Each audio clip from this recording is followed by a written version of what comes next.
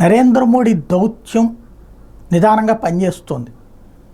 రేపటి తర్వాతన కాశ్మీర్ అనే అంశం ఇదివరకు ప్రతిసారి వివాదమే, ప్రతి ఒక్కళ్ళు దాని మీదనే మాట్లాడేవాళ్ళే.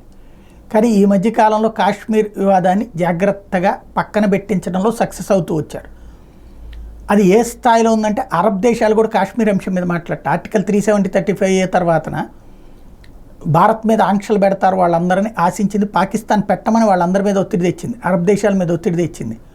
ఇరాన్, టర్కీ అందరి మీద ఒత్తిడి తెచ్చింది. ఉపన్యాసాలు అయితే ఇచ్చారు తప్పించి అరబ్ దేశాలు కూడా అయితే అసలు ఉపన్యాసం కూడా ఇవ్వలేదాడు. కూల్ అంతా అంటే సైలెంట్గా చేయాల్సింది చేసుకుపోతున్నారు. కాశ్మీర్లో ఇప్పుడు వాళ్ళనే పెట్టుబడులు పెడుతున్నారు వాళ్ళే వచ్చి.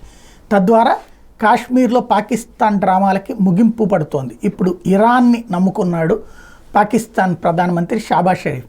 ఇరాన్తో జరిగినటువంటి సమావేశంలో కాశ్మీర్ అంశాన్ని ప్రస్తావించి కాశ్మీర్ని ఖండించి అది పాకిస్తాన్లో అంతర్భాగం అని చెప్పమన్నాడు. కానీ జాయింట్ బ్రీఫింగ్లో కాశ్మీర్ అంశాన్ని ఇరాన్ ప్రస్తావించలేదు. ఇరాన్ ఓ పక్కన మనతో సన్నిహిత సంబంధాలు మెయింటైన్ చేస్తోంది, జయశంకర్తో డీల్ మెయింటైన్ చేస్తోంది.